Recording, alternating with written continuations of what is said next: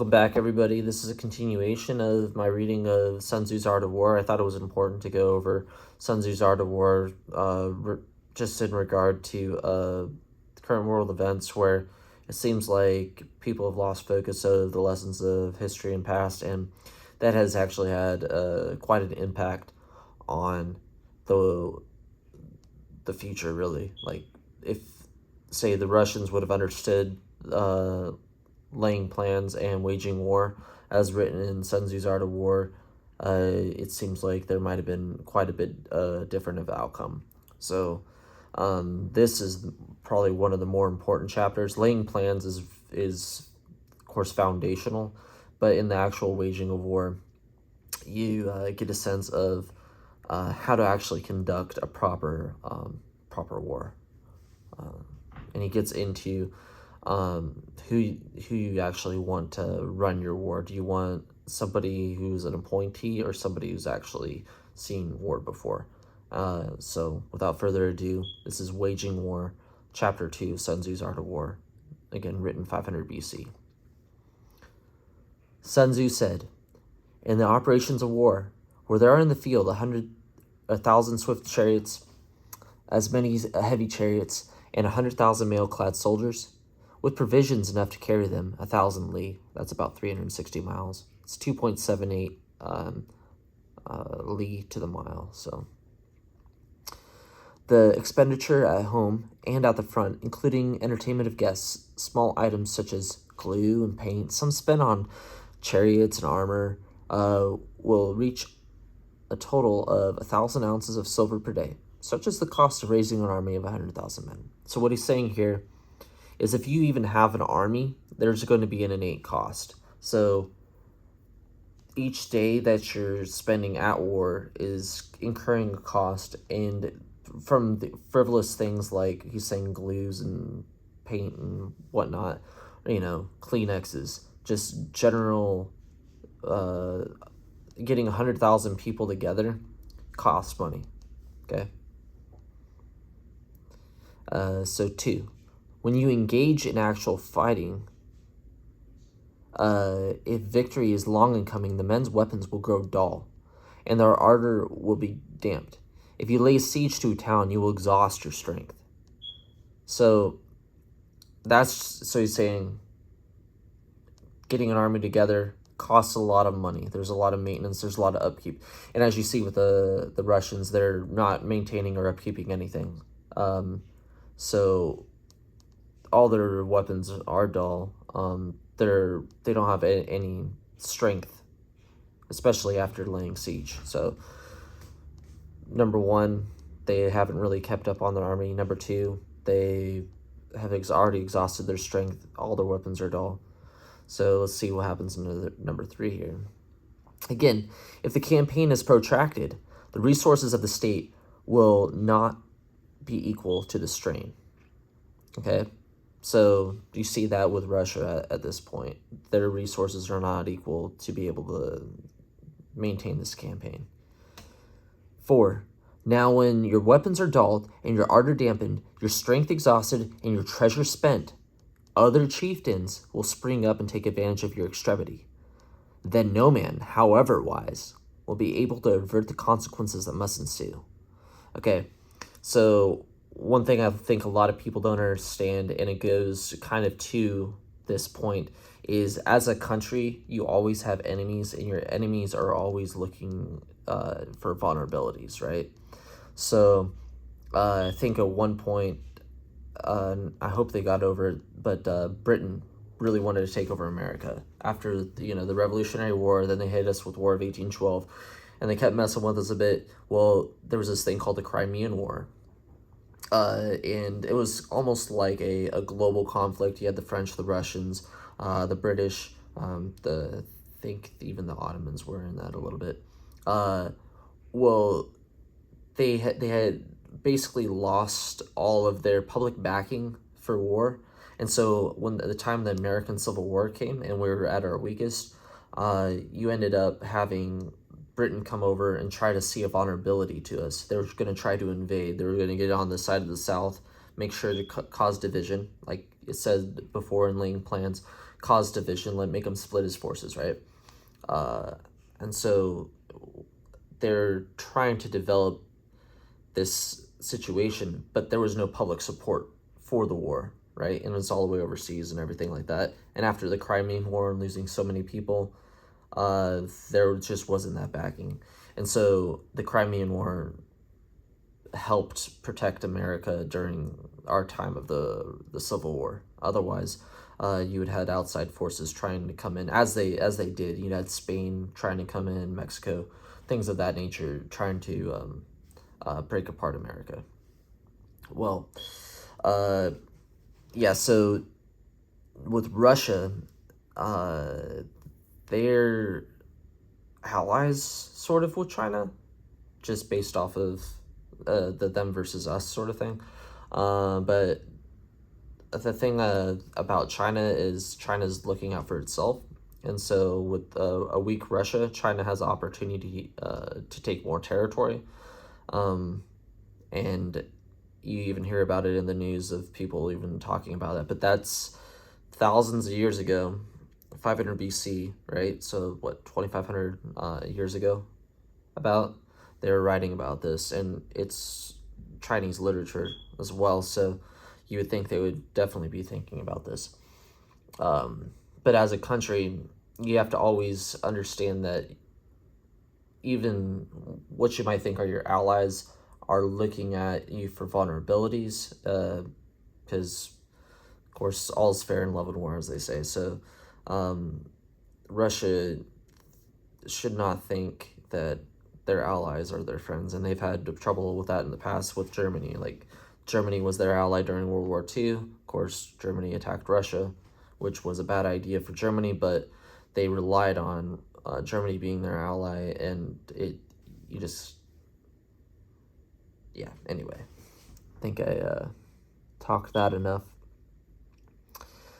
Thus, though we have heard of stupid haste in war, cleverness has never been associated with long delays.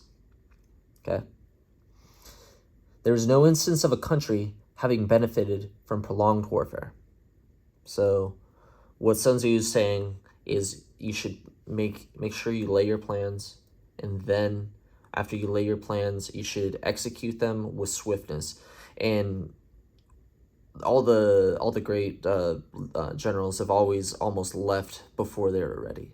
And he gets into that a little bit here. It is only one who is thoroughly acquainted with the evils of war that can thoroughly understand the profitable way of carrying it on. The skillful soldier does not raise a second levy, raise like 2 rounds of troops. You get one shot, head out.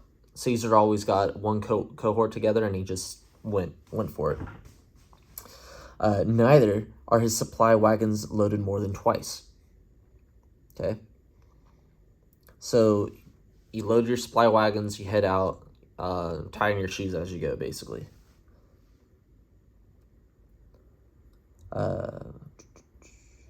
And then verse 9, it says, bring war material with you from home. So bring your weapons, okay? Bring your shields, bring your helmets, bring all the tech that you need. But forage on the enemy, all right? And the reason why he says this is that you'd be taking from the enemy and also feeding yourself. And I'll get more into that of why that's a benefit to not bring food supplies in here in a little bit. There's motivational factors and also taxing on the enemy. So thus the army will have food enough for its needs. Poverty of the state Eshakir causes an army to be maintained by contributions from a distance. Contributing to maintain an army at a distance causes the people to be impoverished. Okay? So you're not supposed to be maintaining armies across long distances. And you even saw that in the American Revolution, where they were paying for every ship of soldiers had to go across the ocean, resources taken up there, maintenance of ships, things like that. It's a lot of cost going across long distances. So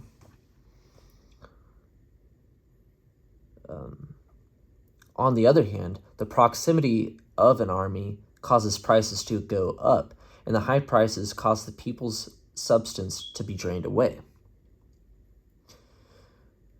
When their substance is drained away, the peasantry will be afflicted by heavy exactions. With this loss of substance and an exhaustion of strength, the homes of the people will be stripped bare, and 3/10 of their income be dissipated. Okay. Oh. While government expenses for broken chariots, worn out horses, and breastplates and helmets, bows and arrows, spears and shields, protective mantles, draught oxen, heavy weapons will amount to 4/10 of its total revenue. So there's a lot of cost in maintaining an army, having an army led nearby, etc. Hence, a wise general makes a point of foraging on the enemy. 1 cartload of the enemy's provisions is equivalent to 20 of his own. Likewise, a single piccolo, that's like a weight unit of measure, of his provender is equivalent to 20 of one's own store. So basically, he was saying it takes 20 cartloads of resources to get 1 cartload to the front, just based off of, spillage, things breaking down, loss along the way, etc., Now, in order to kill the enemy, our men must be roused to anger, and there may be the advantage from defeating the enemy. They must have their rewards.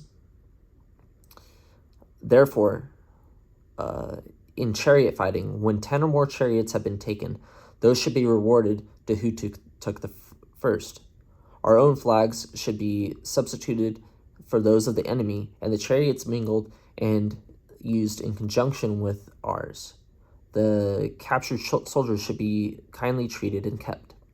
So basically he's saying, if you can bring the army into your own, you've not only gained soldiers, you've gained weapons and everything like that. And you see the Ukrainians bringing the Russian tanks into their own, even though they're not much use, they do use them. And some of the Russians are even starting to join the Ukrainians. And so you can tell that whoever's advising the Ukrainians, or the Ukrainians themselves reading The Art of War, they're really taking to the actual art of waging war. Of course, laying plans, they didn't really have much preparation in the laying plans, but I think now that the war's going on, they're doing quite well, and the waging war bit is really right on point. And then 18 says, this is called using the conquered foe to augment one's own strength. 19, in war, then, let your great object be victory, not lengthy campaigns. So win, get it done, and then figure out a good concluding point. It seems like Russia wants their initial concluding point to be the end concluding point, but as you go in laying plans, you have to go with what the battlefield is going. You don't want a lengthy campaign. You want to achieve a victory and then call it. But of course, also in laying plans, we noted that you want to play off of the arrogance of the other sides of the general, and so apparently that's what the Ukrainians are doing. They're keeping this lengthy campaign by basically egging on the Russians, and it's destroying the Russian state, which is right out of The Art of War. 20. Thus it may be known that the leader of armies is the arbiter of the people's fate. Okay, right? The man on whom it depends whether the nation shall be in peace or in peril. And you see that straight away with Russia. Their entire nation is actually in peril at this point. Ukraine is on the pathway to peace. Most of their country, of course, is protected, and then of course the the other side, where the Russians are pretty much destroying all the civilian infrastructure. But yeah, this is it's kind of amazing that you have this wisdom from thousands of years ago open to everybody, right? And there's some people that will take it and wage effective war. And of course, you have the arrogance of the Russians just ignoring it. I think I want to reemphasize again the value of reading and understanding history and literature and learning from those that came before you, because it's really effective in accomplishing your goals. So just wanted to reemphasize, make sure you read your literature and understand what mistakes have been made before you so you can do better.